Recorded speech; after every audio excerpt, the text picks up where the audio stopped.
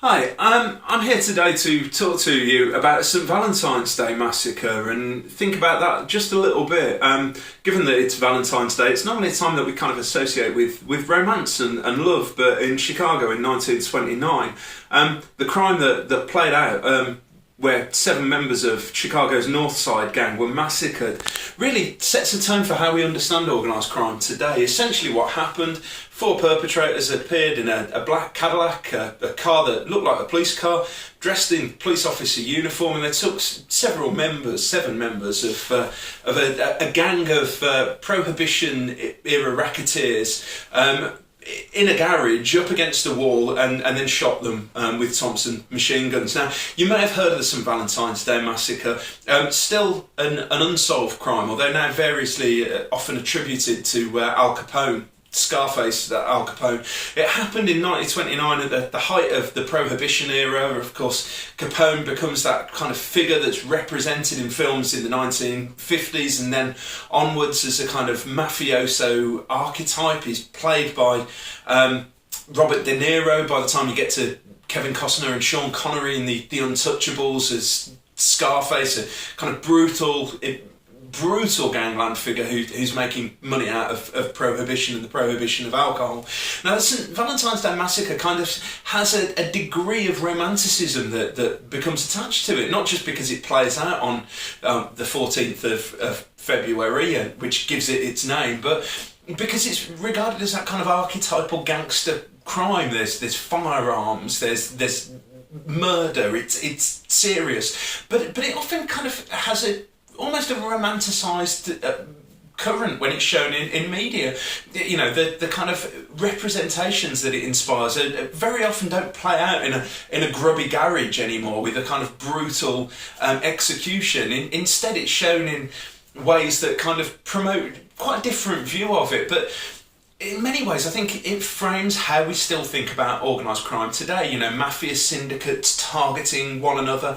Actually, we don't really know much of what happened. We don't know whether the members of the North Side gang, not all of whom were necessarily prohibition gangsters. I mean, the mechanic executed at the scene, along with one other who was an optician, were certainly not all absolutely wrapped up in organised crime.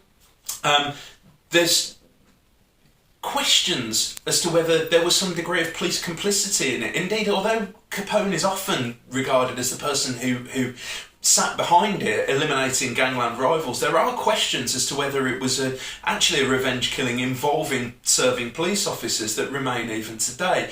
So, although it kind of gives us this kind of archetypal event that becomes that of kind of organised criminal gangs with a hierarchy where the order is given to the executioners who go out and use brutal violence, you know, the reality is perhaps more complex and it's shrouded in a degree of mystery that we simply don't understand. But if we look back to Chicago in the late 1920s, those kind of representations of the organised criminal group, you know, it being a mafia type organisation with an omerta, with codes of silence and secrecy, that still exists today. Of course, what we criminologists tend to know is that the other sides of that don't often get played up, that very often the people who do the extreme and nasty forms of violence in organised criminal groups are quite lowly actors, that often it's fairly disorganised, that those that are most ready to use brutality are not glamorous figures, but actually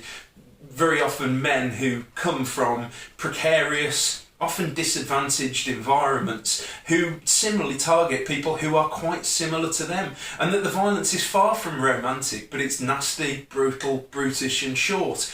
And if we want to make a connection with what we see today, we see similar violence at and around and involving gangs playing out on the streets of Birmingham or London. But perhaps one thing we should think about when it comes to St Valentine's Day and the St Valentine's Day Massacre is the romanticism that can become attached to those sorts of offenders. And we see that so frequently. We see it, for example, in the range of films made about the Rettendon Range Rover murders, or the Essex Boys, or the way that gangsterism is something to be celebrated or lauded or seen as a good. Whereas in reality, you know, a bullet to the back of the head does nasty damage. It not only damages the skull and ends the life of the individual that's subject to it, but the ripple effect affects families, children, communities. It creates horror and leaves in its wake tragedy. And often, while we kind of attach a romanticism to the sort of fatal violence that's involved in the underworld, in reality it's anything but romantic. The St. Valentine's Day Massacre was brutish and short. It involved people being lined up against a wall and executed. One lived for a very, very short time where he said it was the police that did it, but beyond that, what it left a legacy of was films, representations that glamorised and romanticised it. The reality is that fatal violence very often isn't romantic and criminal violence is nasty. And that's why today we spend a lot of time investigating those forms of crime using forensic science techniques and police techniques that essentially are about bringing perpetrators to justice and ensuring that justice is done, unlike in the case of St. Valentine's Day.